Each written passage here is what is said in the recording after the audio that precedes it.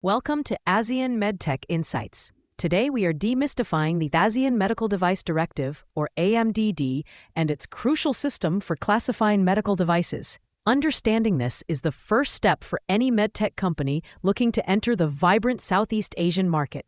The AMDD harmonizes regulations across member states, creating a unified framework based on risk. This system categorizes every medical device into one of four classes, from A to D, based on its potential risk to patients and users. Let's start with Class A, the lowest risk category. These are typically non-invasive devices or those with minimal patient contact. Think of devices like tongue depressors, surgical retractors, or hospital beds. A wheelchair is another classic example of a Class A device. The regulatory requirements for this class are the simplest, reflecting their low potential for harm. However, even these devices must meet quality and safety standards. Next is Class B, for low to moderate risk devices. This category includes devices that are often invasive, but for transient use. For instance, hypodermic needles, blood pressure cuffs, and suction equipment fall into this class. A key differentiator here is a greater degree of interaction with the patient's body.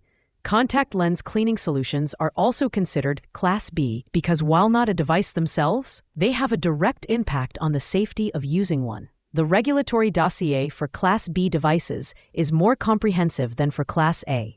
Moving up the ladder, we have Class C, representing moderate to high-risk devices. These devices often sustain life, are implantable, or have a significant long-term impact on a patient's health. Examples include lung ventilators, infant incubators, and bone fixation plates used in orthopedic surgery. Blood bags are also a Class C device. As their failure could have severe consequences, the scrutiny for Class C devices is intense, requiring extensive clinical data and a robust quality management system. Finally, we arrive at Class D, the highest risk category. These devices are critical for life, and their failure could lead to death or severe illness.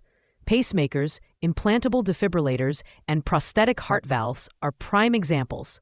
Certain in vitro diagnostics, like HIV or hepatitis C blood test kits, are also classified as Class D due to their critical public health implications.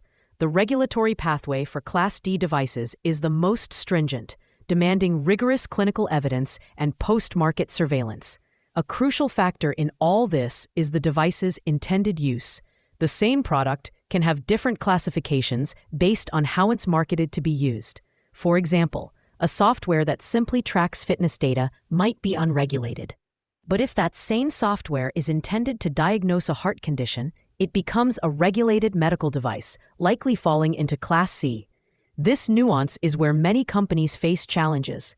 Navigating these complex classifications across different ASEAN states like Singapore, Malaysia, and Vietnam requires deep local expertise.